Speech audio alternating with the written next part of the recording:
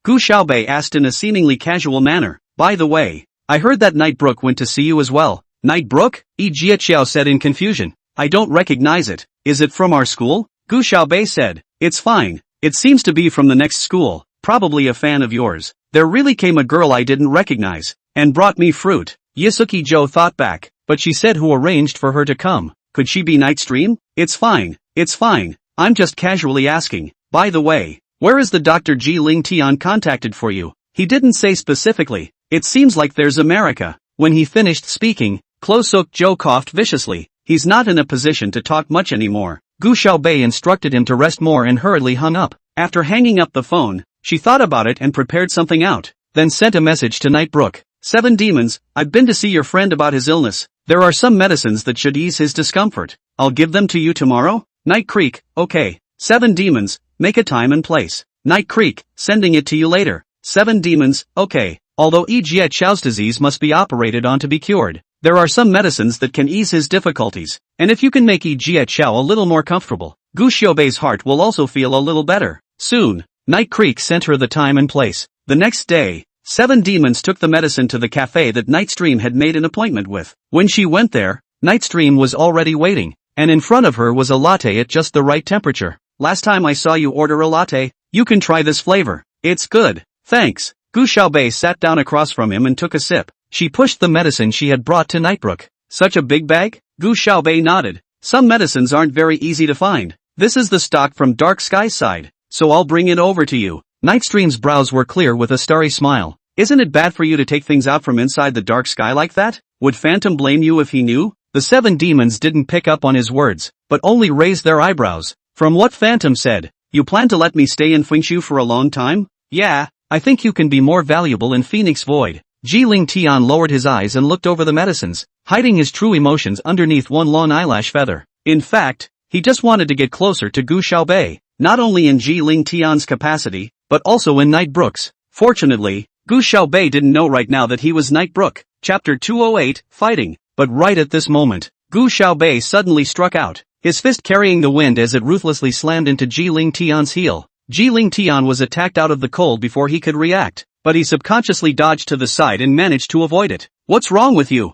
Ji Ling Tian was filled with disbelief. The words are fine. Why are they suddenly moving? The corners of Gu Xiaobei's mouth teased a three-quarter smile. His eyes narrowed slightly, and a cold light appeared steeply. She reached out and pressed the table, probing towards Ji Ling Tian to attack. Ji Ling Tian quickly dodged. Gu Xiaobei pressed over the table with a palm and directly grabbed the table leg, then attacked towards Ji Ling Tian. Ji Ling Tian hugged the large bag of medicine and bent down in a smooth manner, managing to avoid the table that was thrown at him. Oh my god, what the hell are you guys doing? Stop fighting! The cafe waitress, not knowing what was happening, screamed, but Gu Xiaobei and Ji Ling Tian both ignored him. The waitress was so scared and trembling that she was going to call the police. Ji Ling Tian grabbed the tissue box on the table and threw it directly without looking at it. The waiter screamed as the phone he was holding had been knocked out of his hand. No police! Ji Ling Tian shouted as he dodged Gu Xiaobei's movements. The waiter was too scared to move. Gu Xiaobei and Ji Ling Tian's stances were on par with each other, and the two of them had been entangled in a fight for quite a while, with neither of them taking advantage of the situation. Just then, Gu Xiaobei suddenly stepped on the coffee that had been spilled earlier on the floor, and with a slip of her foot, she fell backward viciously. In that instant, Ji Ling Tian couldn't react in time and directly reached out to hug her. Her slender waist was unmanageable, and Ji Ling Tian and her were so close that they could almost feel each other's heartbeats. Just then, Gu Xiaobei suddenly reached out. Ji Ling Tian was afraid that Gu Xiaobei was trying to uncover his mask, and although it was impossible to uncover this kind of mask with his bare hands, and he could only use a special potion to remove it, he still subconsciously tilted his head violently. Gu Xiaobei's fist smashed solidly into the corner of his mouth. Ji Ling Tian was in pain and abruptly let go of his hand, while Gu Xiaobei directly stood up from his embrace and clapped her hands. I was born a man of the dark sky, and I will die a dead man of the dark sky, so just die. I'll go back sooner or later. After putting down these words, Gu Xiaobei took off. Ji Ling Tian wiped a handful of blood from the corner of his mouth. Could it be that just because he wanted the 7 demons to stay, Gu Xiaobei threw such a huge tantrum? Ji Ling Tian still didn't know that after leaving the cafe, the corner of Gu Xiaobei's mouth picked up a smile. Her mind was in turmoil that day, and there were things she hadn't thought through yet. But soon, she reacted. It had been Nightbrook who had sent her to the hospital the last few days. It was also Nightstream who had found the band-aid on her finger in the first place and asked her what was going on. Gu Xiaobei and the 7 demons hadn't appeared at the same time, but Ji Ling Tian and Nightbrook, likewise, hadn't appeared at the same time. She's been busy changing identities for the past few days though. However, if Nightbrook and Ji Ling Tian didn't know each other, it was logical that nothing would go wrong. Ji Ling Tian asked her to go to the hospital. She went. Nightbrook told her to go to the hospital. She went, and she told Nightbrook what the doctor said. The most important thing was that Klo Suk Jo didn't know Nightstream. He's not one to lie. It was assumed that in order not to disturb him and add to his mind, Ji Ling Tian had not greeted him in advance. Gu Xiaobei whistled briskly and stepped on the gas directly to Ji's house. Before going, she didn't say hello to Bai Wenjing,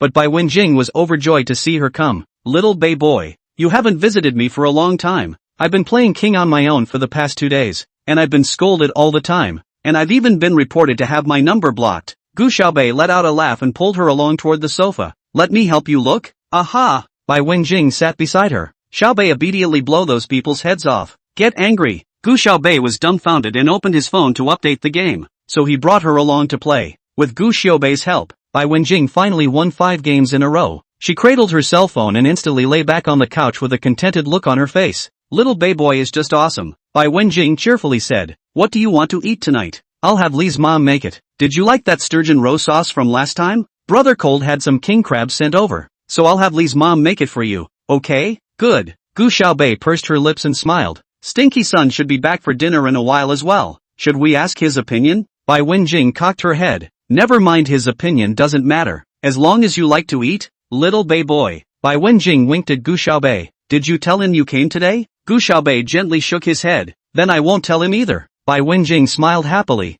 I'll give him a surprise then. After saying that, she happily went to find Li Ma. Big Fatty yawned and poked his head out of the second floor. Meow dash it purred with a lazy stretch. Who's disturbing Big Fatty's sleep? Drag it out to dry as a small dried fish. Suddenly, its eyes glazed over. Meow dash. Big Fatty squealed happily and bounded straight down from the second floor and jumped onto the couch. Biggie, when did you get here? Big Fatty arched his furry head over Gu Xiaobei's palm and meowed endlessly. Big brother, did you leave that day to buy a necklace for Big Fatty? Take it out. Where's the necklace? You must have wanted to surprise Big Fatty, right? Gu Xiaobei gently scratched the big fat chin. Meow. Hurry up and take out the necklace. Big Fatty won't forget it once you scratch it. Well, but it's really comfortable. Meow meow meow. Just then, the sound of a door opening suddenly came from outside. Li Ma looked out and was instantly shocked. Oh my god, young master. What's wrong with you? Inside the room, the corner of Gu Xiaobei's mouth slowly hooked up. Ji Ling Tian and Li Ma whispered something that Gu Xiaobei didn't hear. Bai Wenjing just went upstairs to look for things after she finished explaining with Li Ma. She had bought quite a few things in the past few days, all of which she wanted to give to Gu Xiaobei. She walked down with her things in her arms just in time to see Ji Ling Tian open the door. You went out to fight again. Bai Wenjing was so angry on the second floor that she pinched her waist. Even if you fought in a group fight,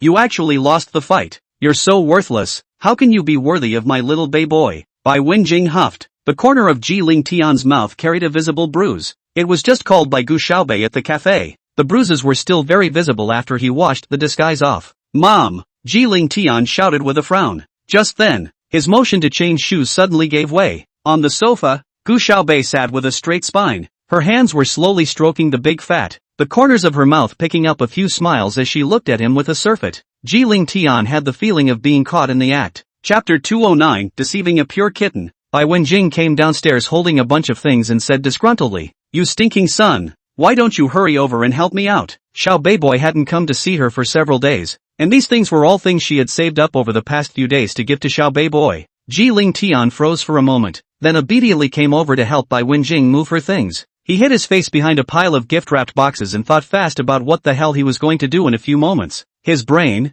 which he had always been so proud of, actually went down at this moment. Bai Wenjing cocked her head at Ji Ling Tian with a few moments of doubt. She used to call him baby, but since she had little Bei, she would call him her stinky son. If it were usual, Ji Ling Tian would have protested long ago, but today he actually didn't say a word? It must be because he has low self-esteem. The fact is that she has not inherited her good genes. She knows how to fight every day, and her academic performance is not as good as Xiaobei's. If this goes on, how can he marry Xiaobei back to her as his daughter-in-law? It's such a no-brainer. Hurry up and put it down and let Bei take a good look at it. Bai Wenjing picked up Big Fatty and shoved it into Ji Ling Tian's arms before telling Gu Xiaobei to hurry up and open the gift. Xiaobei boy, you see, oh, here are several dresses. I think super suitable for you. I don't know if the size is accurate. I let my brother Han buy it in Italy and send it back directly. And the 2 bracelets are also super beautiful. Xiaobei, good boy. You try it. There's some other miscellaneous knickknacks here. I can't even remember what they are. Anyway, you can unwrap them. Bai Wenjing rummaged through a few things and cocked her head for a while, but really couldn't think of anything.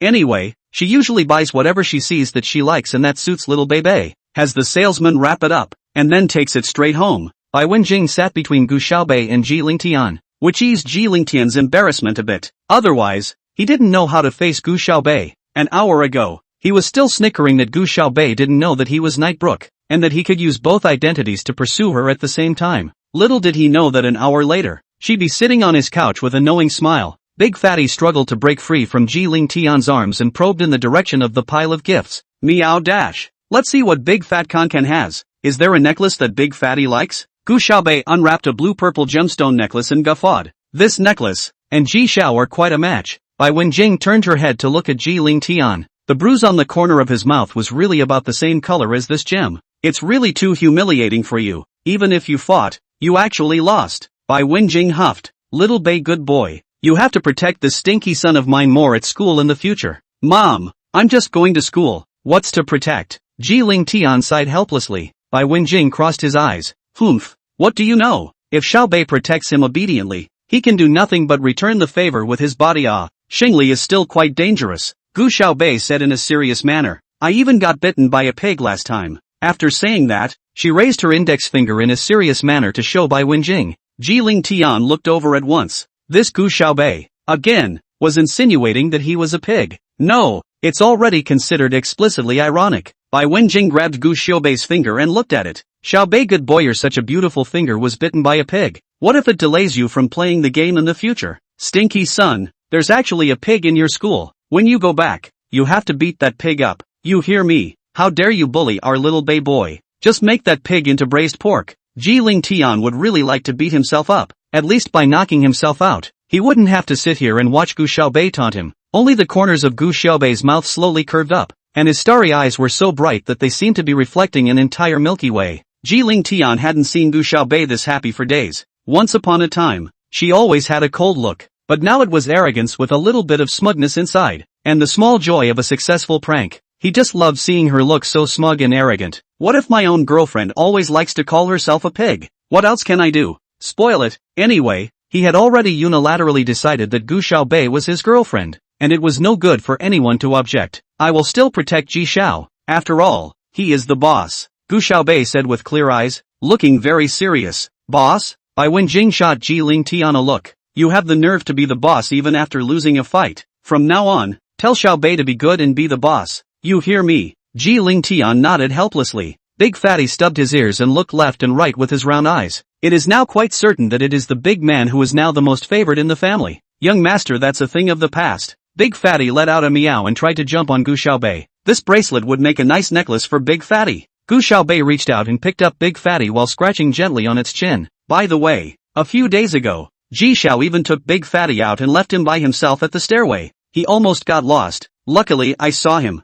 Gu Xiaobei stroked Big Fatty's head while the necklace rested on the fingers of her other hand, gently swaying. Big fat round eyes followed the bracelet as it dribbled around. Bai Wenjing instantly looked at Ji Ling Tian and then at Big Fatty. Big Fatty arched his furry head over Bai Wenjing's palm and meowed pitifully, then looked at Ji Ling Tian again, ears behind his head, shrinking back as if he was afraid, and meowing in a small voice, like a tattletale. Bai Wenjing instantly stormed out. Ji Ling Tian, you're going to lose, Big Fatty, and see how I'm going to beat you up. I'm going to tell Brother Cold. So Ji Xiao, who is not afraid of the sky and is always the boss outside, is being fixed by his future daughter-in-law and his mom together in a joint effort. Gu Xiaobei hooked her lips and smiled coldly. Oh, little man, still want to pick my vest? Big Fatty let out a meow and looked at the bracelet in Gu Xiaobei's hand. His pupils slowly dilated and his eyes were dark, bright and cute. Big brother, Big Fatty even helped you sue young master. Hurry up and put this on Big Fatty. Meow. Doesn't Big Fat deserve a reward? However, Gu Xiaobei only looked at Ji Ling Tian's misery, and while laughing, he reached out and stroked Big Fatty's furry head. Big Fatty flopped down on the couch and gave a disgruntled meow. Big brother, And you're no good. Cheating innocent kittens. Chapter 210, Bride Price for You. Big Fatty thought that Gu Xiaobei would come to coax him when he got angry. I didn't realize it had been lying there sulking for half a day without anyone noticing. Bai Wenjing got tired of beating up Jiling Tian and came over to pick up Big Fatty and stroked his fur. Big fat good boy. I bought you a new little can of food. Later on, let Li's mom take you to eat. Oh, today's reward you can eat 2 little cans of food. Meow dash. Big Fatty doesn't want any little cans. He wants the necklace. Okay. No need to be touched. The meal will be ready soon. Let's go eat. You go and eat the canned food obediently. Oh. Meow. Humph. Big Fatty is not impressed. You're all bad people who cheat innocent kittens. It's your favorite canned tuna. Meow. Don't try to bribe Big Fatty. Badasses. Big Fatty won't give in this time. Meow. Tuna. Okay. Big Fatty is magnanimous and will forgive you all one more time. Oh. The food was already on the table, and Big Fatty happily followed Li's mom to the can. During the course of this meal, Jiling Tian profoundly realized that it was really possible that he had picked himself up. Bai Wenjing's kindness towards Gu Xiaobei was simply overflowing, and when she looked at Gu Xiaobei, her eyes were different from when she looked at Jiling Tian. This table of food was basically all Gu Xiaobei's favorites, and all the good food basically went into Gu Xiaobei's bowl. It wasn't until the end, when Gu Xiaobei expressed 3 times that she really couldn't eat anymore, that Bai Wenjing graciously let Jiling Tian have a taste as well. But that's okay. Jiling Tian thought, daughter-in-law is to eat a little more to be good, grow more meat, so hold up to have a sense of touch. Having hugged Gu Xiaobei a few times before, she was really too skinny, with not a single bit of extra meat on her body. After dinner, Bai Wenjing played games with Gu Xiaobei for a while, and saw that it was getting late, before asking Jiling Tian to drive Gu Xiaobei. No, I drove here. I'll just go back by myself. No way, Bai Wenjing said in a serious manner. It's so late. You're a girl going back. What if you meet a bad guy? Just let your smelly son drive your car and send you back. Then he can just take a taxi back himself. The corner of Jiling Tian's mouth twitched and he couldn't help but reach out and touch the bruise at the corner of his mouth. He thought to himself, which bad man is so ungrateful to meet his daughter-in-law? His daughter-in-law can beat the out of a bad guy. However, Jiling Tian still listened to Bai Wenjing and went to see Gu Xiaobei off. As soon as he was out the door, he clutched his cell phone and didn't know what he was doing, frantically pressing the screen. He first helped Gu Xiaobei open the passenger door, reached out to protect her head, and waited for her to sit down before running to the driver's seat. If others saw that the Hello Jishao, Phoenix Void's boss Nightstream, 005 of the Special Intelligence Bureau, Jiling Tian, who was always cold-faced and had no good temper towards people, would actually take care of a girl in this way, it was estimated that their jaws could fall off in surprise. Gu Xiaobei put the passenger seat back to recline and leaned there very comfortably. Silence spread among the two. Cough. Jiling Tian coughed twice, breaking the silence. Gu Xiaobei raised her eyes to look at him, a trifle lazy and casual in her eyes. Crisp and nice. This time with the Chung family, all the benefits Feng Su will not take, all of them will be given to Dark Sky. Jiling Tian turned the steering wheel and looked ahead, pretending to open his mouth casually, but in fact, his earlobes had already quietly reddened. I've already spoken to Phantom. No matter what, you have to stay in Fengshu. You can't go back. Of course Gu Xiaobei knew that. What was displayed on her cell phone right now was the message Jiling Tian had just sent. He was all sorts of coercive, saying whatever he could to make the 7 demons stay in Phoenix Void. So, Gu Xiaobei's amber-colored eyes were like a brimming, slightly cool lake in March. Is this the condition you used to exchange for my contract of sale?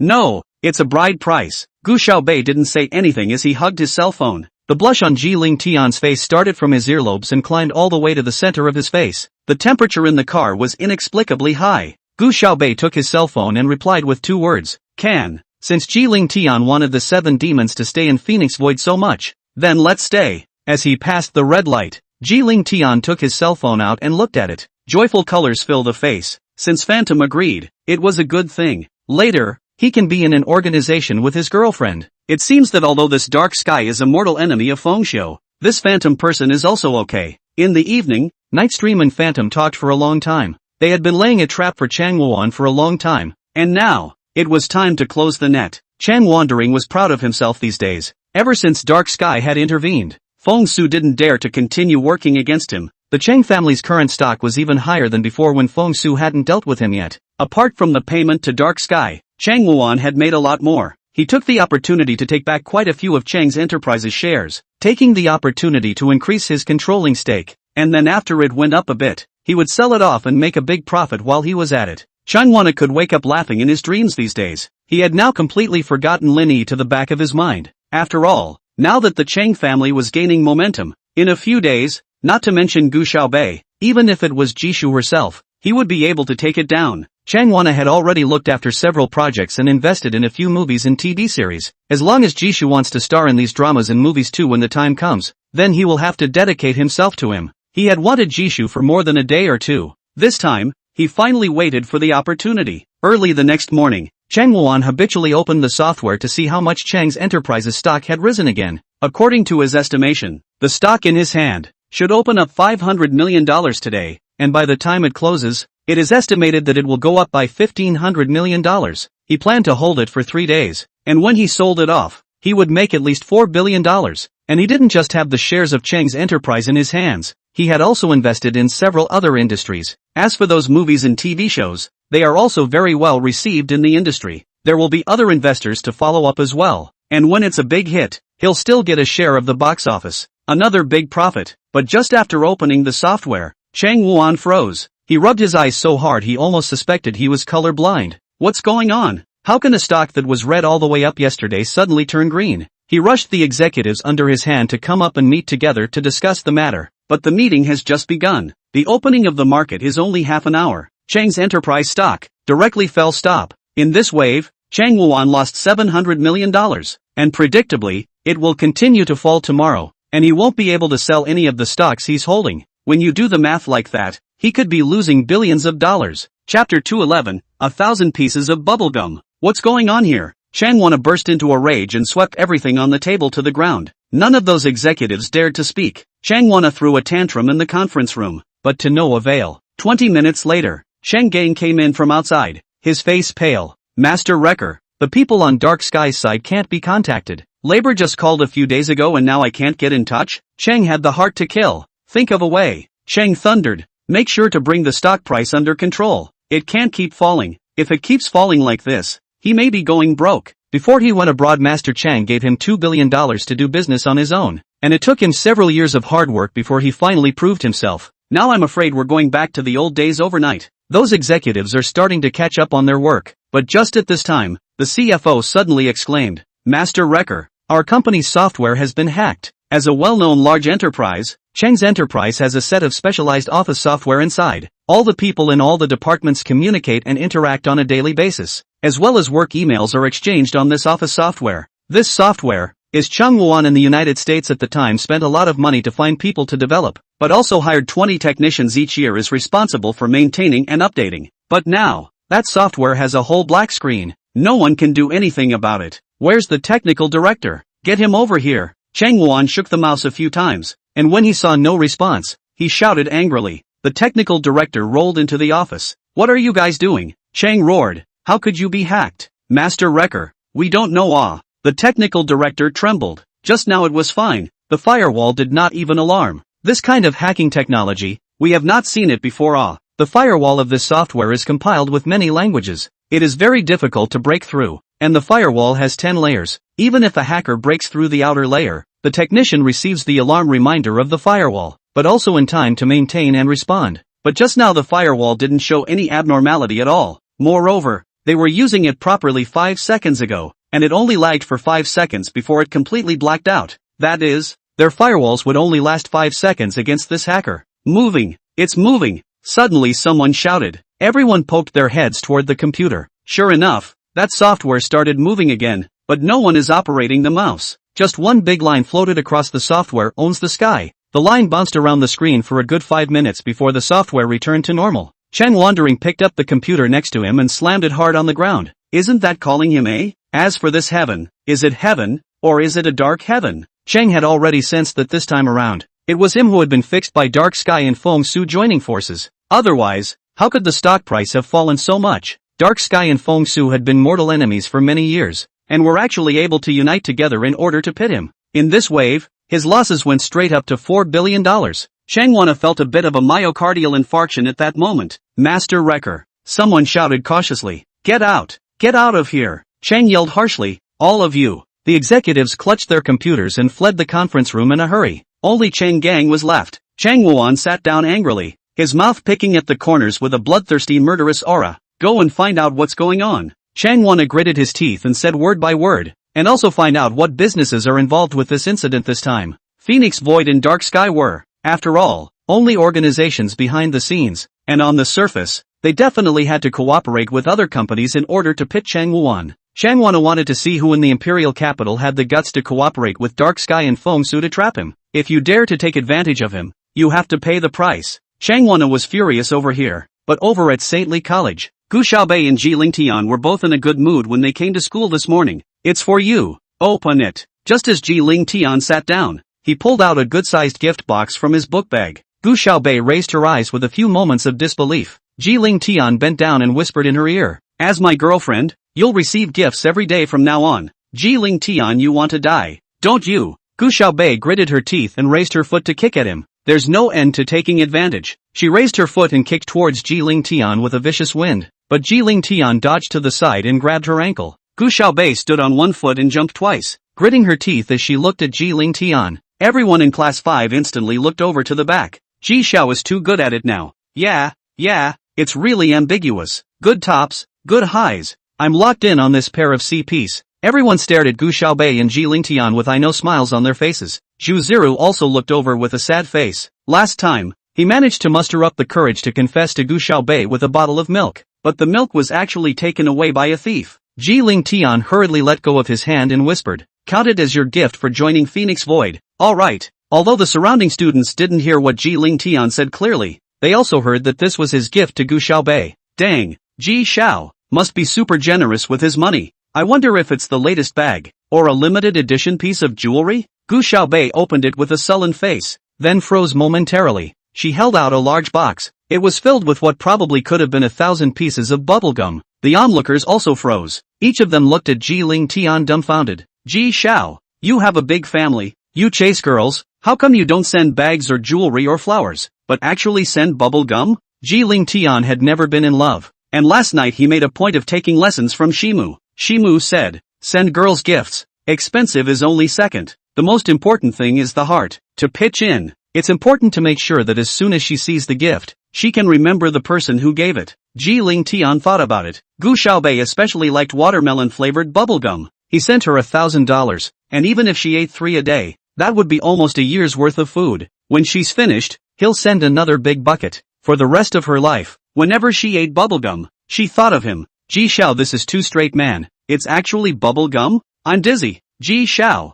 can you really chase a girlfriend like this? Ha ha. Do you guys guess whether school bully Gu Xiaobei will fight with Ji Xiao in a while? Unexpectedly, Gu Xiaobei froze for a moment, but softly said, "Thank you." Chapter 212, Ji Xiao, long time no see. She took the big pile of bubblegum, sat quietly on the sidelines. Ji Lingtian was extraordinarily happy to see Gu Xiaobei accept his gift, but for some reason, he always felt a little strange looking at Gu Xiaobei. Gu Xiaobei propped her head up, her tea-colored hair sliding down the side of her face, revealing her delicate nose and blocking her cold brows. She remembered, when she was very young, Li Guoxiang treated her badly, and Wang Zhuzi had whatever snacks he wanted to eat, but she didn't eat anything. Once, Su Xiaoshan got a piece of bubblegum from somewhere and gave her half of it. It's watermelon flavored. The two of them sat on the ridge and chewed at the setting sun. Tiny Gu Xiaobei boasted under the dusk, "Brother Xiaoshan, when I grow up, I'll buy you lots and lots of watermelon flavored bubblegum." Then she got used to eating this flavor of bubblegum.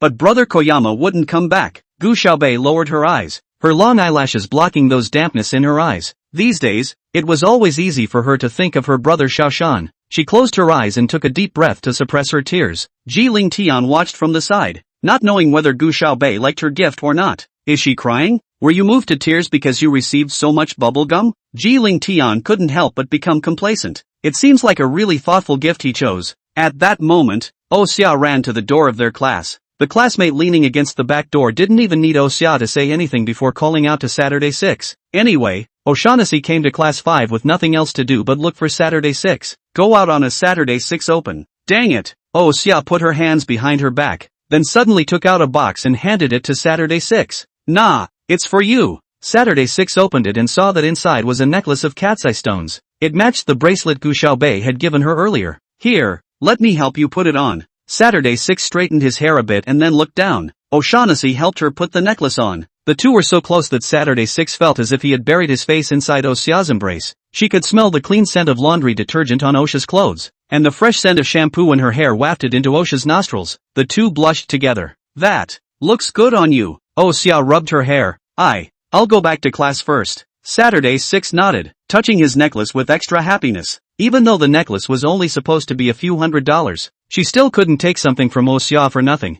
And in a couple days, she was going to bring Oh Xia super yummy cupcakes. After school, Ji Ling Tian invited Gu Xiaobei to visit Yi Jiaqiao together, and Gu Xiaobei did not refuse. In fact, she tried again in the last couple of days, but she realized that the more she tried, the worse she got than before. She hadn't had surgery in many years and thought the feeling was ready to dissipate. So last time, she managed to pick up a scalpel and stand in front of the operating table, but before she could do the surgery, she started shaking and couldn't even hold the knife steady. It turned out to be even worse in the last few days, as she tried so hard to keep herself calm, only to realize that she was shaking so much after putting on her scrubs that she couldn't even touch the scalpel. Ji Ling Tian sent over the medicine she had prescribed for Yi Jiaqiao earlier, and after taking the medicine, Yi Jiaqiao also said that she was much more comfortable, but Gu Xiaobei knew that these medicines could only ease Yi Jiaqiao's pain. They could not eradicate his cancer cells. Just as the two of them went to visit Yi Jiaqiao, on Cheng Gang's side, he had already found out something and told Chen Wuan. Cheng sat behind the table, his face grim. Cheng Gang said, Master Wrecker, we've already found out that there are some funds from Phoenix Void and Dark Sky's side that came from Ji's enterprise. However, according to our investigation, Ji's enterprise only provided financial assistance, and after that, it didn't reap any dividends or rewards. Ha! Cheng Wana sneered. He should have thought of it a long time ago. This Ji Ling Tian, specializing in messing with him. It even colluded with Dark Sky and Phoenix Void. And, still, it's the unrequited kind. Master Wrecker, what should we do? Cheng Gang was a bit hesitant. Ji's business, it's much more powerful than Cheng's business. Cheng gritted his teeth slightly. Go find out for me what Ji Ling Tian has been doing lately. I'll make him spit out all the money I lost. Yes, Master Wrecker. Cheng Gang hurriedly retreated. Cheng wandering rubbed his temples, and a shadowy cold light came out of his eyes. Ji Ling Tian and Gu Xiaobei were still talking to Yi Jiaqiao inside the hospital. Yi Jiaqiao's spirits seemed better than the last few days, but the doctor still wouldn't let him work too hard. Even visiting hours are strictly controlled. Ji Ling Tian and Gu Xiaobei accompanied Yi Jiaqiao for half an hour before they were kicked out by the doctor. Yang Ziyou was sitting on the bench outside. Young Ji, Xiaobei. Yang Ziyou greeted them both. Brother Yang, Ji Ling Tian said, how's Joe doing these days? His spirit is a little better, but the doctor said that the cancer is still spreading. It's just that those medicines made him not feel too bad, but I'm still very thankful to Ji Xiao. If it wasn't for those medicines, Xiao Xiao would be in a lot of pain right now. You still need to tell him to pay more attention to resting. Gu Xiaobei said softly, it looks to me like he's a bit sleep deprived. Yang Ziyou also sighed. Xiao Xiao has spoken to me several times over the past few days, wanting to finish recording the song he wrote for Jishu earlier, but how can he possibly get out of the hospital in his current physical condition? After saying that, he looked towards Yi Jiaqiao's hospital room. I really hope that he can get better. Xiao Xiao is one of the few male celebrities I've seen in the entertainment industry who has a good temper and treats people well, and he's very accomplished in music. Gu Xiaobei also looked in the direction of the hospital room, and her right hand began to gently tremble again.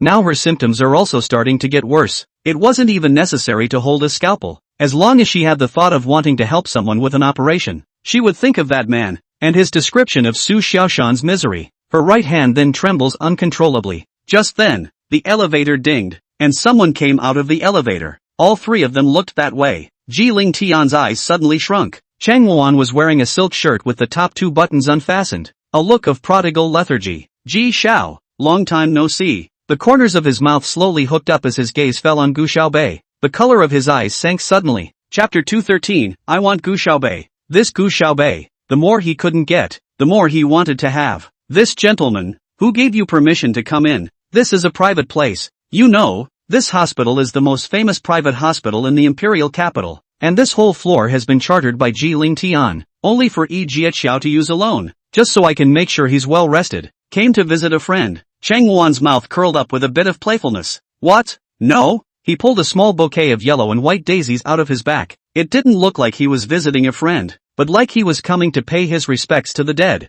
Ji Ling Tian's eyes suddenly shrunk, a cold light appearing. Cheng Wana, it looks like the Cheng family doesn't have enough to keep you busy right now. Cheng Wuan's eyes couldn't hide the gloom in his eyes. He gave a cold laugh and tugged his collar loose. Isn't this Cheng's enterprise about to go bankrupt? I'm idle as the president. So I'll come to see if there's anything that Ji Xiao needs me to help with. In the next second, Ji Ling Tian rushed to Cheng Wuan as if he was stepping on the wind and swung his fist fiercely. Bang! Although Cheng Wuan had already been beaten up by Ji Ling Tian many times, his stance was far inferior to Ji Ling Tian's, and even if he realized that he wanted to beat himself up, he simply couldn't dodge. He hit the wall hard. All the bones in his body felt like they were going to fall apart. Cheng Wuan slid down the wall. He wiped the corners of his mouth fiercely and dusted himself off. Ji Ling Tian, I see that you don't want Yi Jiaqiao to survive. Even though Cheng Wandering was in a sorry state, there was still a bloodthirsty smile on his face. Before he came, Cheng Wuan had already asked Cheng Gang to investigate. Ji Ling Tian had been busy working on Yi Jiaqiao for the past few days. The news has been kept under wraps.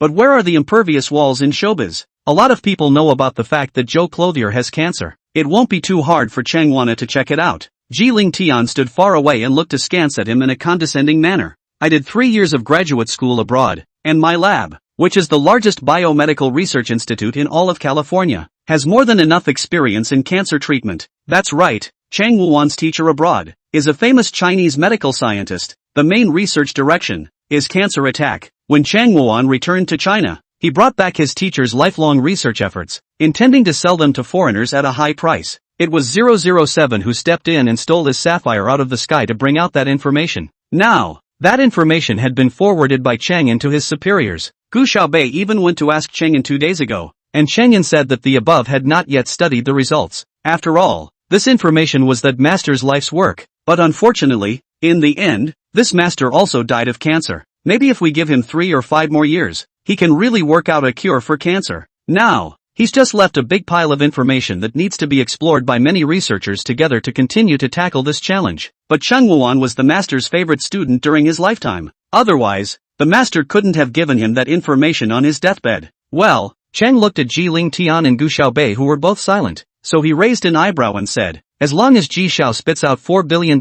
in favors, I can consider helping Yi Jiaqiao. This deal, it's not a bad deal, right? $4 billion, almost exactly what he lost this time. Ji Ling Tian slightly scrunched his eyes. $4 billion was not a small amount of money, but it wasn't like he couldn't get it out. It wouldn't be impossible if Cheng Wuan could really help. But at this time, Cheng Wuan suddenly added, I'm just saying to think about it. Ah, Ji Xiao, if you kneel down again, kowtow to me and beg me, I'll just agree. Cheng sneered. The air around Ji Ling Tian suddenly chilled. This Cheng Wana, he's got too much guts. Just then, the alarm bell suddenly rang. Several nurses ran this way along with the doctor. Yang Zio instantly panicked. Doctor, what's going on? The doctor ran into the room along with several nurses, leaving only one nurse to explain to them. The system monitored the patient's respiration and blood pressure and suddenly became abnormal. So the doctor rushed in to see what was going on. Breathing and blood pressure? Yang Zio panicked at once. He blacked out and almost fainted. Gu Xiaobei and Ji Ling Tian also ran in together. Countless instruments were brought in,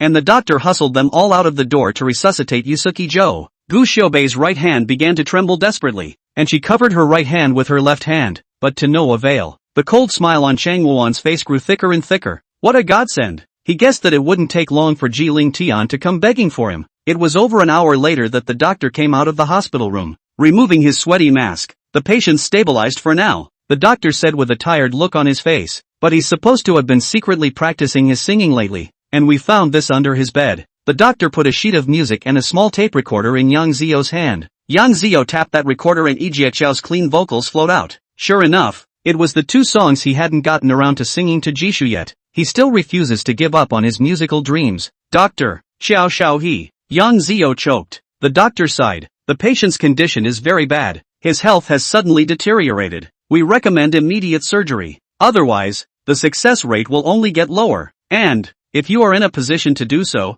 you'd better go and find an expert in this field, or else there could be very serious complications during the operation as well. Yang Zio leaned over the glass and looked through the door to see Jiaqiao inside. Ji Ling Tian's eyes sank as he walked towards Cheng Wuan. Before he could open his mouth, Cheng Wandering suddenly lifted his chin with an arrogant expression. I know that Ji Xiao is arrogant, so let's forget about the matter of kneeling down and begging for mercy. I can give you another $4 billion if you can cure him. $8 billion. Even if it was Ji's company, it would take a lot of effort to take it out. However, Cheng Wandering only hooked his lips in a cold smile, his eyes carrying a bit of playfulness. His gaze fell on Gu Xiaobei. Yes, but I have one more condition. His tongue gently licked the corner of his lips as he surveyed Gu Xiaobei from head to toe, the lust in his eyes not hidden in the slightest. If you want me to save Yi Jiaqiao, in addition to $8 billion, you have to make Gu Xiaobei obediently climb into my bed. Serve me for 3 days and 3 nights. Now. Immediately. Now. I don't know since when. Chang Wuan realized that his desire to get Gu Xiaobei was even stronger than getting Jishu. Chapter 214. Hello, my name is Su H1. Yi Jiaqiao's condition was already so serious. Ji Ling Tian must have asked for him, but in the next second, Ji Ling Tian's face suddenly sank, and the air around him instantly chilled. He clenched his fist and slammed it towards Chang Wuan. His stance was too much more powerful than Chang Wuan's. Chang Wuan couldn't have dodged even if he wanted to. With this punch, I'm afraid Chang Wuan would either break his nose or lose his teeth. But just in the nick of time, Gu Xiaobei suddenly took a step forward and grabbed Ji Lingtian's wrist. Looking at the entire imperial capital, only Gu Xiaobei could stop Ji Lingtian at this time. Chang Wuan was still in a state of shock just now, and as soon as she saw Gu Xiaobei stop Ji Lingtian, she instantly picked at the corners of her mouth and smiled. How about it, Gu Xiaobei? Think about it? He raised an eyebrow, his eyes sweeping recklessly over Gu Xiaobei's body. This Gu Xiaobei looked very much like Ji Shu, but the aura on his body was even colder than Ji Shu's, making people want to conquer. Take her first, then take Ji Shu. After receiving the $8 billion from Ji Lingtian, he would be able to completely raise his eyebrows in the Chang family. Chang was playing a perfect little game in his mind. Yang Ziyo had been hesitating next to him. At this moment, he said, Xiaobei, cannot be like this, give money even if, you must not talk to him. If Xiao Xiao knows, he will not forgive himself even if he gets better. How about it, Gu Xiaobei? Just give us a word if you want Yi Jiaqiao to live or not. Chang tugged at his tie carelessly. Gu Xiaobei raised her eyes and said coolly, are you sure you can cure Yi Jiaqiao? Chang's eyes narrowed and he didn't say anything. I can agree to your terms, but if you can't cure it, I want you to spit out $160 billion, then throw you into a bunch of big men and make you serve them for 10 days and 10 nights. How about that? Her voice was soft, but it carried an oppressive force. Everyone in the room believed that if she said it, she could do it. Chang pursed his lips and stared dead at Gu Xiaobei. This girl, she was more dangerous and difficult than he thought. But he just likes things that are challenging. Yes, but do I have to inspect the goods first? I don't want to be played by someone else. Chang laughed sardonically as he looked at Gu Xiaobei. Pop, but in the blink of an eye, Ji Lingtian's hand that wasn't held by Gu Xiaobei lifted up and viciously slapped Chang Wuan. Chang Wuan was slapped in the eyes and spun in place a few times before hitting the wall head-on. Ji Lingtian. The right side of Chang Wuan's face swelled up high and he couldn't even speak properly. If you dare to do this to me, I definitely won't care about Yi Jiaqiao anymore. Try me. Ji Lingtian hooked his lips in a cold smile. You're the only one in your Chang family? I'll show you what happens to your entire family. Let them know that all of this is because of you. Ji Lingtian, you dare. My Chang family is not a vegetarian in the imperial capital. Not a vegetarian? Don't worry. I'll make it so you can't even eat dirt in the future. The Chang family is what kind of thing? In the imperial capital development for decades, have a little money and status, really think can in the imperial capital call the wind and rain? All 4 families are still around. Chang Wana was instantly enraged, but at this time, Ji Lingtian suddenly received a phone call. Dr. Su is back? Okay, you send him the address of the hospital and tell him I'll be right here waiting for him. Hanging up the phone, Ji Lingtian's face only slightly eased. He said to Yang Ziyo, the doctor I found in the United States has already returned to China. Sooner than I thought. Dr. Su was a very powerful expert in the United States, and even Ji Xiaohan had gone through a lot of trouble when he had previously sought Dr. Su to treat Ji Lingtian's grandfather. Yi Jiaqiao's body wasn't suitable for long-distance flights, or else Ji Lingtian would have sent him there. His grandfather's disease, Dr. Su was not involved much. After all, his grandfather's disease is not cancer, and Dr.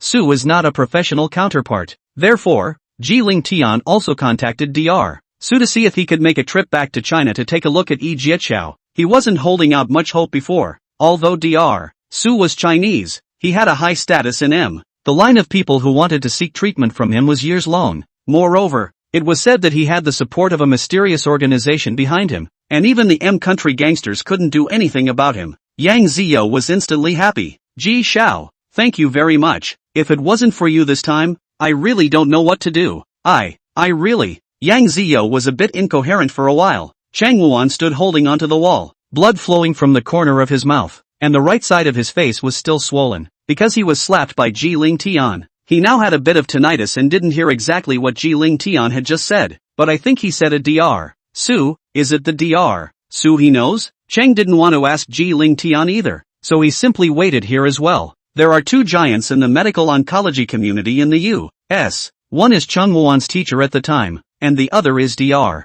Su. At first, Cheng Wuan's teacher even wanted to take Dr. Su as his disciple, but he was rejected by the other party. Immediately afterward, he went off on his own. A lot of people said that it was because Dr. Su couldn't see Cheng Wuan's teacher, but even so, Cheng Wuan's teacher still didn't get angry, and had said many times that one of the two medical geniuses he admired the most in his life was Dr. Su. There's another one that the teacher didn't say even before he died. It's just a shame every time you mention another genius coming in. Chang Wana, as the teacher's most favored student, had also vaguely heard him speak vaguely a few times. The other genius was even more talented than Dr. Su, or the teacher discovered it when he returned to China some years ago. Only, that genius was never seen again. Who knows who that genius really is? Soon the elevator rang. Everyone turned their heads in the direction of the elevator. A man stepped out of it. He was clean-looking, the direction of all his features was soft, and his gold-rimmed glasses added a bookish touch. Ji Ling Tian had met him before when he went to the United States. Dr. Su, Kisho. The two shook hands and said hello. Cheng Wana stood next to him, as if he had been struck by lightning, staring dumbfounded at the front. Surprisingly, it was really Su Ichuan. Ji Ling Tian actually invited Su Ichuan back to his country. As for Gu Xiaobei, she also froze the moment she saw Su Ichuan. His eyebrows and eyes looked like Su Xiaoshan's. Gu Xiaobei froze there all of a sudden, looking at him incredulously. Su Ichuan lightly raised his eyes and locked gazes with her. He curled his lips in a smile. Ji Ling Tian and Su Ichuan walked over together. Su Ichuan gently nodded his head towards Yang Ziyo and Gu Xiaobei, and his clear and moist voice also made Gu Xiaobei hear a bit of familiarity. Hello, my name is Su Ichuan. Chapter 215, Computer Simulation of Looks. Countless cluttered scenes rotated wildly in front of Gu Xiaobei. Kahoku, don't live with hatred. Xiaobei, let's leave this village together from now on. Xiaobei, I'll give you half of this bubblegum. Xiaobei, I stole this corn from home. Eat it. Xiaobei, let me take you to the river to catch shrimp. That, no one is playing with you. Can I play with you from now on? My name is Su Xiaoshan. What about you? In the end, Su Xiaoshan's face and the face of the man in front of her mingled together, and Gu Xiaobei almost couldn't distinguish between memories and reality for a moment. Gu Xiaobei? Ji Ling Tian saw that she was lost in thought and called out to her. Only then did Gu Xiaobei come back to her senses and forced a smile. Hello, Dr. Su, my name is Gu Xiaobei. Su Ichuan held Gu Xiaobei's hand, and inside her hand, there were a few moments of cool sweat hidden. With just a light touch, Su Ichuan let go. Gentlemanly, a few inexplicable lights flashed in his eyes. It was as if the light reflected off the lenses and went unnoticed. At that moment, a sentence flashed through Su Ichuan's mind. So, you are Gu Xiaobei. Yang Ziyo hurriedly ran to ask the doctor for Yi Jiechao's medical records so that he could give Su Ichuan a reference. Su Ichuan walked towards the hospital room, and suddenly his gaze fell on Cheng Wuan, who was not far in front of him. Su Ichuan, even you are back. Cheng's mouth was tinged with a few cold smiles. Although he was the teacher's most honored student, there were quite a few people who had said that if the teacher could find those two geniuses, Cheng Wuan would have to step aside. It's because Su Ichuan didn't bother to come. That's why he was taken seriously by the teacher. Su Ichuan, on the other hand, was on equal footing with his teacher after he set up his own business. Su Ichuan frowned slightly, his voice warm. I'm sorry, I know you? Because he had spent so much time in the United States, he was very fluent in English, but when he spoke Chinese, it was a little unnatural. Cheng Wana's face was a little hard to hang on to. He treated Su Ichuan as his greatest rival, but Su Ichuan didn't recognize him at all. My name is Cheng Wreckage. Cheng introduced himself through gritted teeth. Oh, hello. Su Ichuan responded casually, as if he was just an insignificant passerby. Only after walking out 2 steps did Su Ichuan turn around and say, I remember, you're a student of Matten. Matten is Mr. Cheng Wuan's English name. Yes, after Matten's death, I heard that you took all of his research materials and, moreover, lost them? Su Ichuan smiled. If Matten knew, he would definitely pray to God to never let you go. After saying that, Su Ichuan followed Ji Ling Tian into the hospital room. Cheng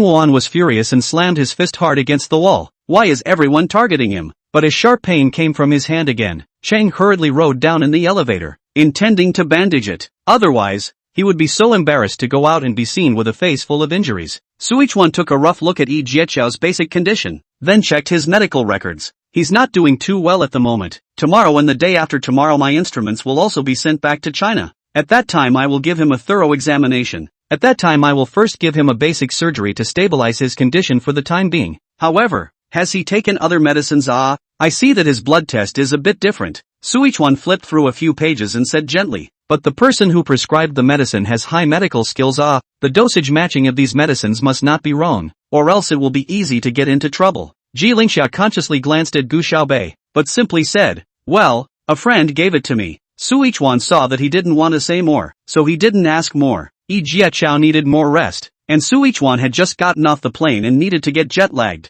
so a few people left first. Before leaving, Suichuan said goodbye to everyone, then looked at Gu Xiaobei and smiled softly. Ms. Gu, is there anything strange on my face? Gu Xiaobei looked at him and froze for a moment, then instantly shook her head. I saw that you've been looking at me with strange eyes, and I thought it was something wrong with me. Suichuan smiled gently. If there's anything Ms. Gu doesn't like, please feel free to talk to me about it. Ms. Gu, Xiaobei. These two voices intertwined in Gu Xiaobei's head. She pursed her lips and smiled slightly, but didn't say anything. After sending Suichuan away, Ji Ling Tian wanted to send Gu Xiaobei back. No need, but there's something strange about your face. No need is no need. Gu Xiaobei glanced at Ji Ling Tian, then directly got into the car and locked the door. Ji Ling Tian pulled on the car door a few times and boarded up in a hurry. Gu Xiaobei, open the door for me. What's wrong with you? Gu Xiaobei, however, ignored him and directly stepped on the gas all the way and sped away. Yang Ziyou also froze. Ji Xiao,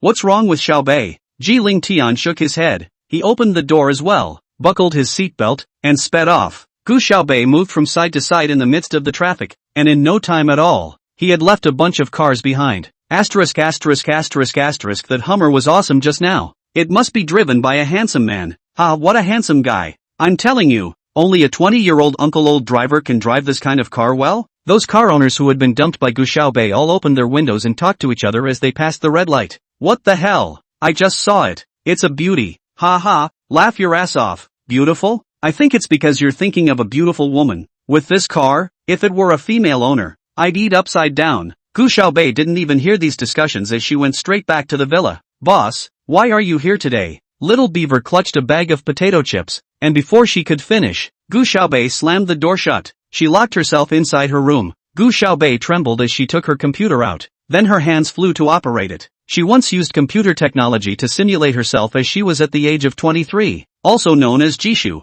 Now, she was going to use computer technology again to simulate what Su Xiaoshan would look like at age 21. Gu Xiaobei had been saving that picture of Su Xiaoshan when he was 8 years old, but she didn't dare look. It was as if something was clogging her heart, and her heart was aching violently with every beat and every breath. Soon, Su Xiaoshan's appearance at 21 appeared on the screen. Gu Xiaobei stared dead at the screen. With Suichuan, there's almost a 99% resemblance. Where exactly the remaining 1% was unlike, she couldn't say. Gu Xiaobei suddenly covered her face. At first, she fished in the river for 3 days and 3 nights and found nothing. It wasn't as if she hadn't thought over the years that maybe brother Xiaoshan hadn't died at all. But everyone in the village said that his intestines fell out, and that he bled the whole way, and that the river was that deep and that cold. How is it possible to be alive? Chapter 216. Gu Xiaobei suddenly had a headache. She was a genius in medicine, and she herself knew full well that if what the people in the village were saying was true, then Su Xiaoshan would definitely not be able to survive. But,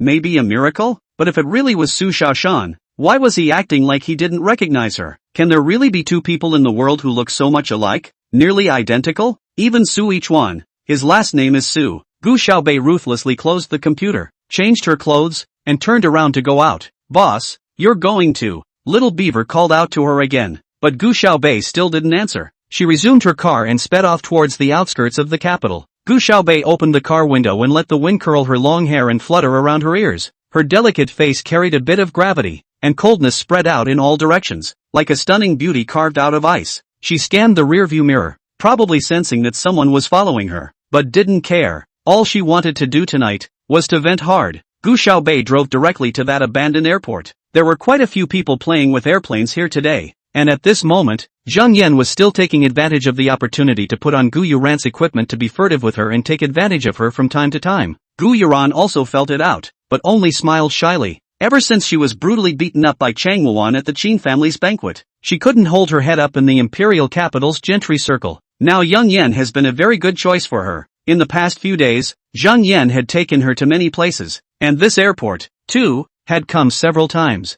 Zhang Yan's skill at flying airplanes was actually pretty good, and Gu Xiaobei hadn't been here for a while, and the newcomers, lately, were all touting Zhang Yan. Not only that, he has also taken on several disciples, all of whom call Gu Yuran's sister-in-law in every breath. But Gu Yuran still didn't agree to sleep with Zhang Yan. After all, she hadn't received her hands on the promised jewelry designed by Su Xing. Zhang Yan said that he already had someone buy it and was sending it back home, so it wouldn't be too late to get on it after she got her hands on it. Gu Yuran was much savvier now. Brother Zhang, playing with airplanes again. Yeah, and bring your sister-in-law along. Gu Yuran smiled blushingly and didn't say anything. Zhang Yan grabbed Gu Yuran's shoulder and said, I'll take you up to fly the airplane later, okay? Let you personally experience what it's like to fly an airplane. Zhang Yan whispered in her ear. Really? Gu Yuran's eyes widened in surprise all of a sudden. The first few times, Zhang Yan just brought her along, but he never let her operate. But what if I don't know how to do? It's okay, I'll just teach you from the sidelines. You can drive on autopilot and I'll let you know when you need to operate it, and when the time comes, I'll be there to help you. Hearing Zhang Yan's words, Gu Yuran was also a bit eager to try, but by the time she sat in the cockpit, she realized that there were so many buttons on it that she didn't know which was which. Gu Yuran instantly fainted. Zhang Yan operated a bunch of things, then helped her turn on autopilot. Well, you basically don't have to operate anything next, just move whichever button I tell you to move in a moment. Gu Yuran nodded nervously. With Zhang Yan's help, she flew in the air for 10 minutes, turned around again, and then slowly landed. Sister-in-law is really amazing. Yeah, I've never seen a girl as good at flying airplanes as my sister-in-law. Zhang Yan's juniors all came over to compliment Gu Yuran, and she was blown away for a while. Gu Yuran pretended to be modest and said, it's actually nothing. It's all because Brother Yin taught him well. She poked her tongue out delicately. What the heck? It's because you're a little genius. Zhang Yan laughed and pinched Gu Yuran's face, and Gu Yuran sheepishly whacked him on the chest. While the two were flirting, Gu Xiaobei had already walked over and casually threw his card to the staff member to be scratched, then swept Gu Yuran a glance. When Gu Yuran first saw Gu Xiaobei, she thought she was blind. Only Gu Xiaobei was wearing a black slim-fitting dress, a pair of long legs that were thin and straight, and a thin waist that looked like it could be held over with one hand. The cold aura of her body blended perfectly with the dark night. Gu Xiaobei, what are you doing here? Gu Yuran pinched her waist with a look of contempt. It's different from you anyway. Gu Xiaobei sneered. I came here by swiping my own card. The staff member handed her black card back to her, and she held it between her index and middle fingers, shook it a little, and stuffed it back in her pocket. Gu Yuran's eyes got hot when she saw the black card. Zhang Yan also has one. This card is the admission ticket here. Just to buy this card requires more than 100,000 yuan, and every time you come to fly, you still need to spend tens of thousands of dollars. Even if you recharge in advance, you can only get a 10% discount. This card, Gu Xiaobei, must have been made with the money her uncle gave her. Otherwise, where would she get so much money for herself? These few juniors of Zhang Yan's had never seen Gu Xiaobei fly an airplane before, and they all began to taunt her. I say, little sister, you're so pretty, don't be a hero. That airplane is not a bicycle. Not just anyone can drive it. That's right, not every woman is a genius like our sister-in-law. Genius? Gu Xiaobei half squinted his eyes and sized Gu Yuran up from head to toe. Gu Xiaobei, what's that look in your eyes? You're still very unconvinced, aren't you? Gu Yuran stretched her neck. What, flying an airplane? I think you're just here to catch a trophy case. If you're capable, compare yourself to me. Are you worthy? Gu Xiaobei sneered. Zhang Yanning said, I'll compete with you. Ever since he was slapped in the face by Gu Xiaobei last time, he went back and practiced for a long time. I've wanted to get my face back for a long time, but I didn't think I'd get the chance today. Good. Gu Xiaobei directly agreed. She was just about to vent today, and Zhang Yan kind of delivered it to her door. Gu Yuran instantly smiled once she saw her promise. She lay on Zhang Yan's chest and tired of him as if he had no bones, and pinched her throat. Brother Yan hit her hard in the face. How about the two of us do our moves in the air separately and the other one imitates them? Whoever can't learn it first loses. How about it? Zhang Yan said. Could be. After Gu Xiaobei finished speaking, she directly pulled open the cockpit door and got on the airplane. The whole action was crisp, sardonic and arrogant. For a while, so many people's attention was drawn to it. Gu Yuran thought to herself that this time, Gu Xiaobei was about to lose face in front of many people. Better yet, it would be better if the plane fell straight down and killed her. Chapter 217, another one. Yang Yan made a move that he was very good at first, aerial spinning. He was seen piloting the plane, turning it around 3 times in the air, and then continuing onward. Wow, worthy of my brother Zhang. Hikari-san is great, too cool for this move. That little girl isn't going to come up here and admit defeat. Ha ha ha, if I were her, I'd just fly the plane and find somewhere else to park, or else it'd be a shame to come down. You should know that this action was Zhang Yan's specialty, and he usually didn't do it easily. There aren't many people in the entire imperial capital who can do that. Right in the midst of the crowd's taunts, Gu Xiaobei maneuvered the plane, completing the turn with a faster and more perfect movement. The ground froze. Did she really just move? Did anyone count how many laps it was? That maneuver was so cool too. It was like the fuselage didn't move, only the wings turned. It was perfect too. This wouldn't be the big guy from before, someone asked, looking incredulously at the sky. Which bigot? And some of the uninformed masses who hadn't been here long. It's that big guy who used to PK with Zhang Yan and Rhoda SB Shang before. So that big guy really exists. I always thought it was fictional and that one person could do that thing? Biggie is the god of heaven come down, okay? But Biggie is actually a girl? There was a heated discussion. Instead, it was Gu Xiaobei's turn to do the moves and Zhang Yan's turn to imitate them, only to see Gu Xiaobei violently lifting the airplane up, instantly leaping to a higher altitude. People on the ground already need special glasses to see it, and Yang Yan followed suit, pulling the plane up hard. He just wanted to give Gu Xiaobei a resounding slap in the face today, but at that moment, Gu Xiaobei's airplane flew violently towards the ground as if it had lost control. The speed is staggering. The staff on the ground were instantly startled, thinking that something had gone wrong with Gu Xiaobei's airplane, and hurriedly contacted the tower side to prepare for crowd evacuation and rescue. But who knows? The tower replied, "Communications are normal. Everything is fine. Everything okay?" In other words, this was an action done by Gu Xiaobei? Is she in a race? She's practically getting herself killed. This is not to die. Zhang Yan, who was in mid-air, hesitated slightly and also turned the airplane head down and flew down. If Gu Xiaobei could do it, he could certainly do it as well. However, as he watched the ground get closer and closer, Gu Xiaobei had no intention of slowing down. Even the people on the ground could feel the gale. Zhang Yan also panicked. If Gu Xiaobei didn't stop, he wouldn't be able to control it. By then it would be too close to the ground and too fast for him to react in time. But he didn't want to lose face either. Although Zhang Yan was still following the descent, he quietly slowed down. Did Zhang Yan slow down?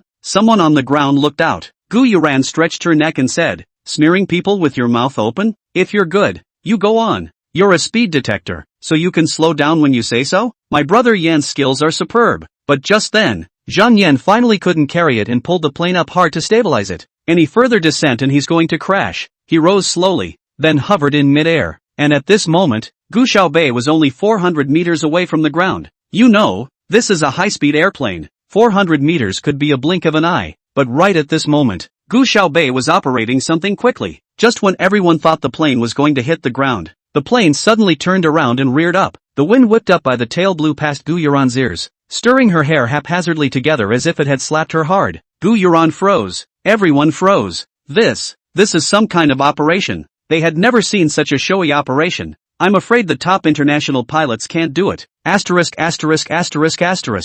must be the big guy from before. That big guy from before didn't always make it. I can't believe a girl actually did that. Ah, so handsome. I love it. What the hell? Don't take it from me. Although Zhang Yan was still in mid-air, he could probably guess what the people on the ground were saying. He'd obviously gone back and practiced for a long time, and basically no one could do that triple turn in the air just before. Why? Why could Gu Xiaobei be so powerful? The more Zhang Yan thought about it, the more angry he became. But he had already lost and could only maneuver the plane to a slow landing. But Gu Xiaobei had no intention of going down. Her heart, to this day, is still clogged. A lot of things from the past that she didn't even want to think about. Only when the plane was flying at high speed could she leave her memories behind. Just then, suddenly another airplane flew up. Because everyone was focusing on Gu Xiaobei and Zhang Yan before. For a while, the crowd of onlookers didn't know who was in this airplane. What is he going to do again? It was seen that after this airplane flew, it also turned around 3 times in mid-air.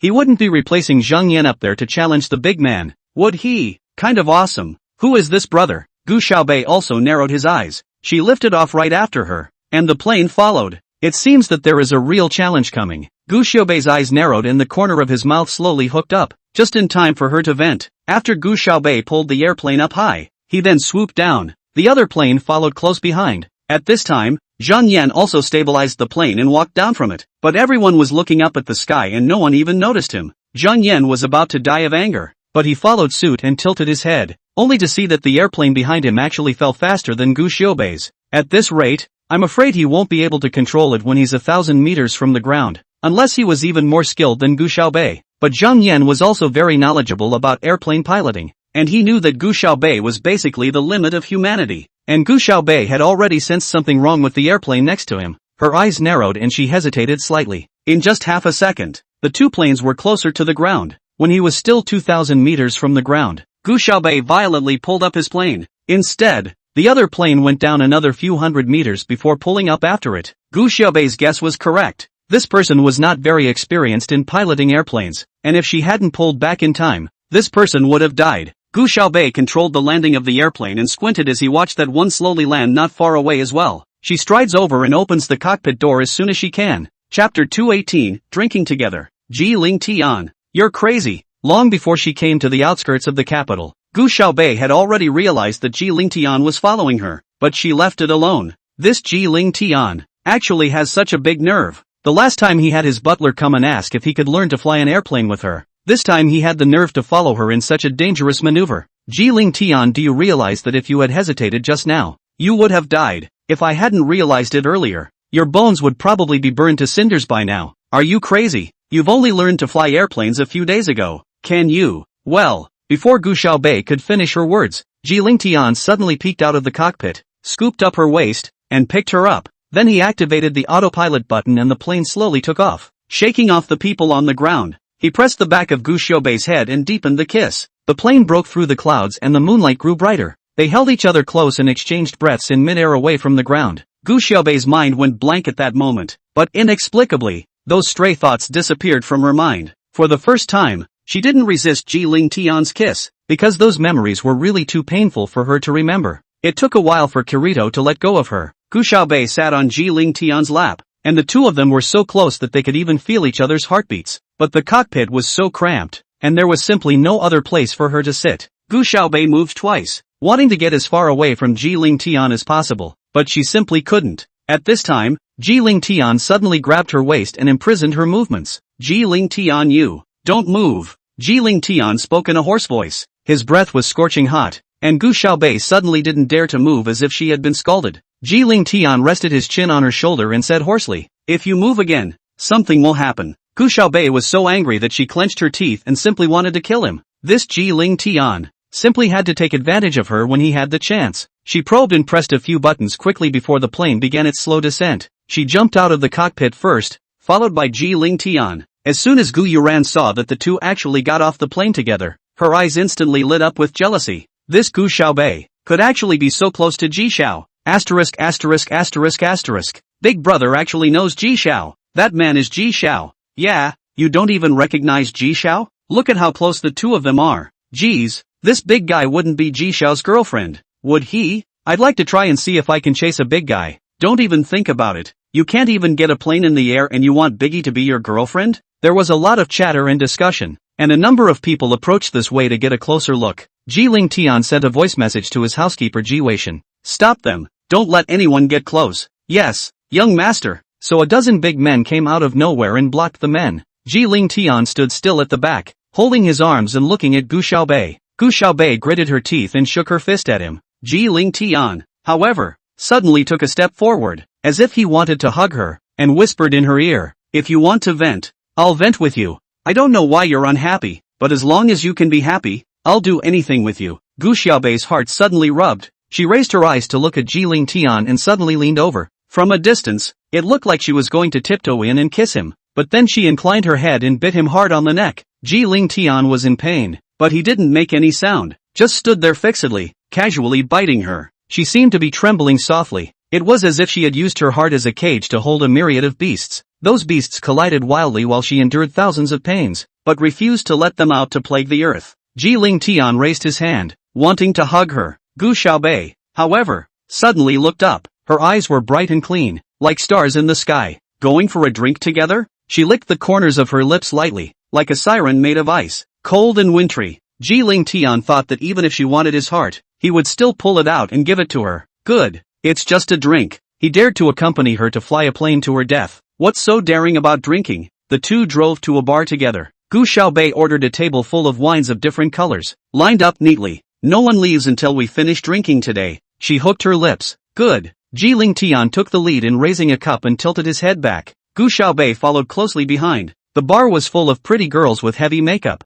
but those like Gu Xiaobei, who were so naturally beautiful that people couldn't take their eyes off of them, had never even seen them. Several punks tried to come over and strike up a conversation, but were scared away by a look from Ji Ling Tian. There were also a few bold ones whose arms were almost on Gu Xiaobei's shoulders, but before Ji Ling Tian could make a move, Gu Xiaobei grabbed the punk's arm without looking back and directly threw him to the ground. Snap! The ground rattled with a bang. Pretty much all the bones in his body. This beauty is a bit valiant. Yeah, that body, unbeatable. Think, who the doesn't want to? Can you beat her? Forget it. Even if I don't get to sleep, it's worth getting punched in the face if I get to have her hold my arm for a bit. So the other punks came over and tried to ride Gu Xiaobei's shoulders. As a result, Gu Xiaobei directly knocked the wine glass on the table this time and threw it over without looking back. Several punks backed away screaming in agony, covering their hands at the same time. So the whole bar knew that this table today was a big shot they couldn't afford to mess with. Gu Xiaobei and Ji Ling Tian poured down cup after cup. Gradually, Gu Xiaobei's eyes were getting lost.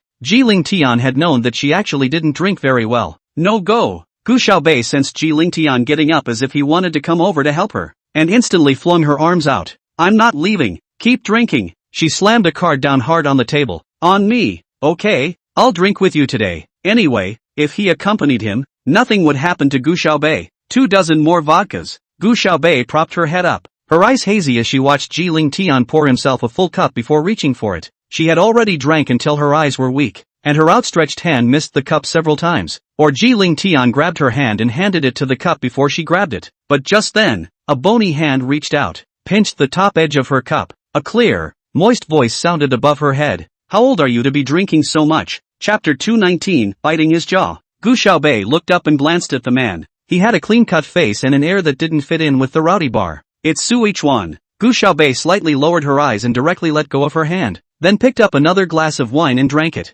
Ji Ling Tian half narrowed his eyes and looked at Su Yichuan. After Gu Xiaobei saw Su Yichuan today, her mood became very wrong. And now, Su Yichuan actually found his way directly to the bar? Ji Ling genius did not believe that it was some kind of coincidence to see it. Su Yichuan, this kind of person, at a glance, will not come to this kind of place. Gu Xiaobei. Su Yichuan carried a few thinly veiled huffs. You can't drink so much. And you, Ji Ling Tian, how old are you too when you're drinking like that? He looked at them both like a big brother. The tone was natural, even with a bit of anxiety in his brow. Ji Ling Tian laughed softly. We're both adults now. After you turn 18, you can drink. It doesn't matter what country it's in. Su Yichuan frowned, but Gu Xiaobei suddenly raised her hand and clashed with the cup in his hand. Come on, cheers. When she finished, she tilted her head back and drank the glass. The yellowish liquid ran down her white neck, which was kind of fascinating under the swaying light of the 7 colored lights. She finished her drink, got up shakily, glanced at Su Yichuan, and then smiled.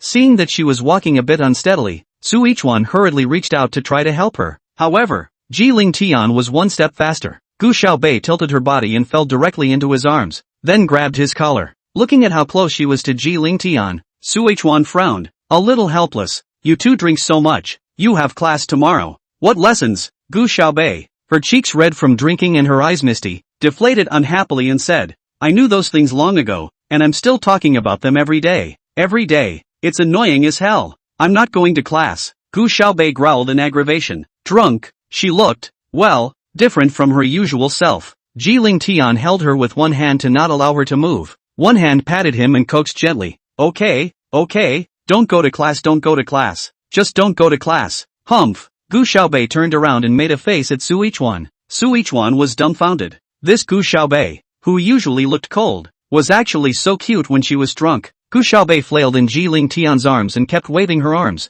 Ji Ling Tian was afraid that she would hit someone, so he carried her outside, trying to get her to blow off some steam and clear her head. Su Yichuan also followed behind the duo, but just as she was about to reach the door, a gust of wind blew by, and all of Gu Xiaobei's hair flew up, abruptly blocking her delicate eyebrows. Jillian reached out and helped her gather her hair. He saw that she had gotten a bit of dirt on her face somehow, so he reached down to help her wipe it off. He was close to her because of the dim lighting, but in this instant of lightning, Gu Xiaobei suddenly grabbed Ji Ling Tian's hand that was close to his own, then twisted his body and pressed Ji Ling Tian against the wall. She stood on her tiptoes, and with one hand on the ramparts, she encircled Ji Ling Tian in her arms. The wind rolled in through the open door, Gu Xiaobei's refreshing scent mixed with the light odor of wine drilled into Ji Ling Tian's nostrils, smelling so good. Ji Ling Tian was lost in thought for a few moments. Gu Xiaobei, however, half squinted her eyes mesmerized, and reached out her right hand to pinch Ji Ling Tian's chin. She spoke in a slow voice, the corners of her mouth raised,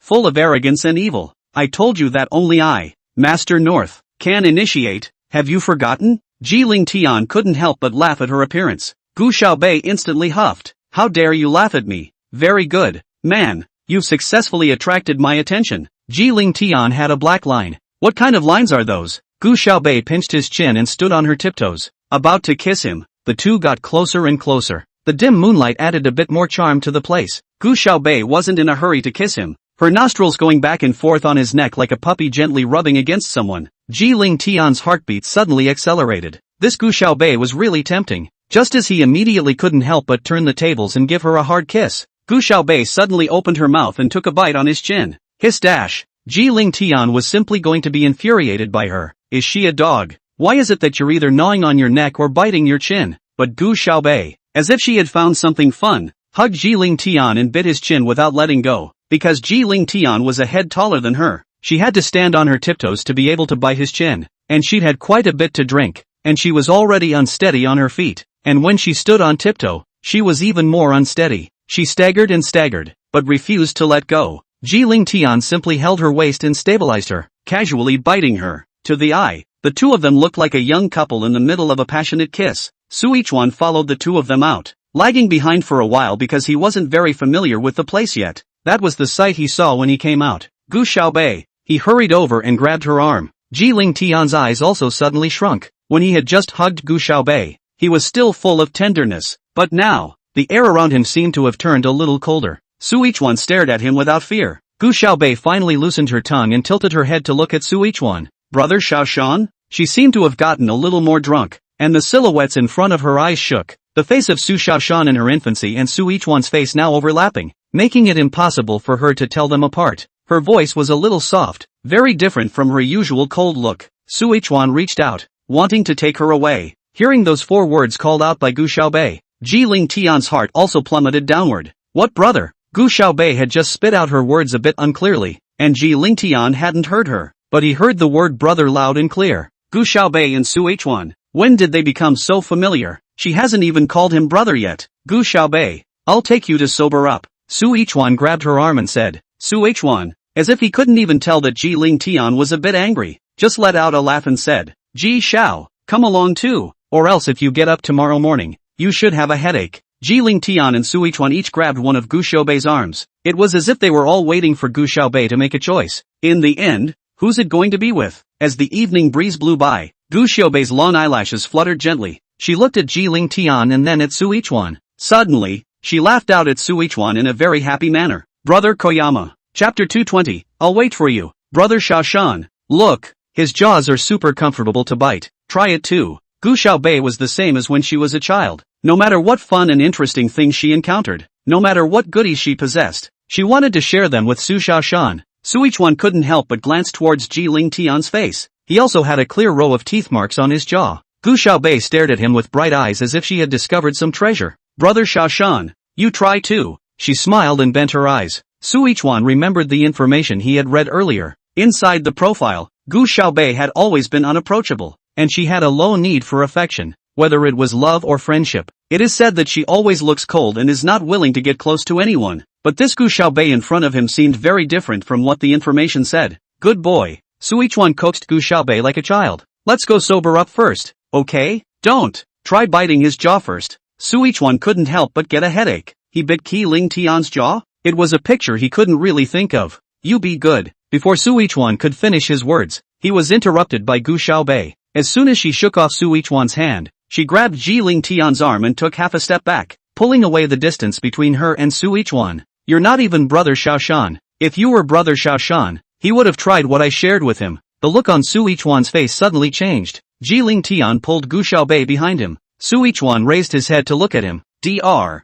Su just returned to China, so he should still be going through jet lag. So Gu Xiaobei and I will leave first. After saying that, Ji Ling Tian took Gu Xiaobei and left directly. He placed Gu Xiaobei on the passenger side, then stepped on the gas and sped off. Suichuan stood at the entrance of the bar, looking at the departing duo, and did not speak for a while. When he got home, he didn't go to bed to get jet-lagged either, but just took out a bunch of information to look at. These are the results of his research on cancer treatment while he was in the United States. But it's always just that one step away. It is said that Matten, Chang Wuan's teacher at the time, had a little more research than he did, but he died before he could discuss it with Matten. Tomorrow those testing instruments and such will be sent to the country, and he'll give Yusuke Joe a full checkup first, and then he'll do a little bit of surgery as well, but really removing the lesions, he still can't guarantee it. There's no one under the sun who can do such precision surgery, but Matten is convinced that the genius he used to see in his country can do it. It was a pity that Matten would rarely mention this genius in front of outsiders,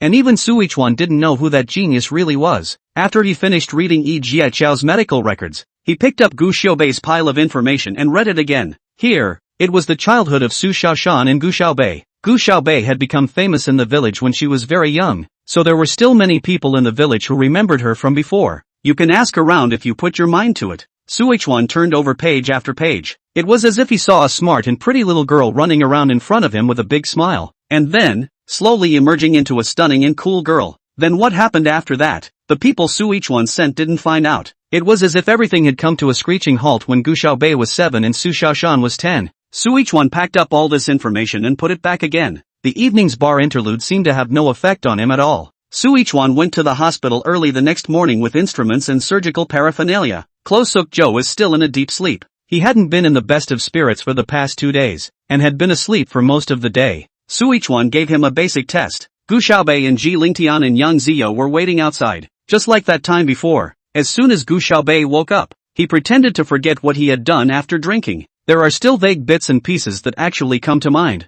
For example, she has been biting Ji Lingtian's chin, and then she also asked Suichuan to come along to try. Gu Xiaobei simply felt invincibly ashamed just thinking about it. You really can't drink anymore in the future. Suichuan said that Yi Jiaqiao's current physical condition is not yet suitable for surgery, and he has to recuperate for a few days before he can do so, and he will prescribe some medicine for Yi Jiaqiao first. In addition to taking medication, Yi Jiaqiao also needs instrument-assisted conditioning. Gu Xiaobei and Ji Lingtian stood in the doorway and watched. When Suichuan approached Yi Jiaqiao with a silver-white object, Gu Xiaobei suddenly winced fiercely, then stepped back to the side. She didn't even dare to look. Ji Lingtian gave her a look. After pondering for a moment, he still approached Gu Xiaobei and asked, "Since you know medicine, why can't you operate on Zhou?" Ji Lingtian knew that the owner of that butterfly knife was the 7 demons, also known as Gu Xiaobei. Legend has it that the man who owns that butterfly knife is the miracle doctor who can bring people back to life. Although the matter of resurrection is a bit too mysterious, but basically what kind of difficult cases into her hands can be cured. For the sake of his grandfather, Ji Lingtian had been looking for her for a long time, not realizing that she had been right by his side the whole time. He had heard before that the divine doctor hadn't been treating people for a long time, but if Gu Xiaobei can prescribe medication, why is it that he just can't perform surgery? Gu Xiaobei gave him a sideways glance. It's like a deep, bottomless pool that pulls one down into endless darkness. She lowered her eyes, her long lashes blocking the chills of terror from her eyes. "I'm sorry, Ji Lingtian." Her voice trembled a little. "I really can't do it." This was the first time Gu Xiaobei had slowed down her tone to talk to him like this. He suddenly realized that Gu Xiaobei must have some inside information that he couldn't tell outsiders. He didn't know exactly what it was because of, but he was willing to guard her. "Good," Jillian responded. "Don't worry, Zhou's a good man. He'll be fine." While Gu Xiaobei was staring away at something else, Ji Lingtian took out his cell phone and sent a message to Chiu Mo. "Ji Lingtian, Chiu Mo. There's no need to look into what I asked you to look into last night. Mo, boss. There's already a little bit of an inkling. Ji Lingtian, telling you that you don't need to check means you don't need to check. Mo, okay boss." Last night, Ji Lingtian could tell that something wasn't right between Gu Xiaobei and Suichuan, so he immediately asked Chiu Mo to find out what was going on. But now, suddenly, he didn't want to look into it. This secret should cause Gu Xiaobei a lot of pain, and he didn't want to reveal her scars. He would stay with her until her wounds healed.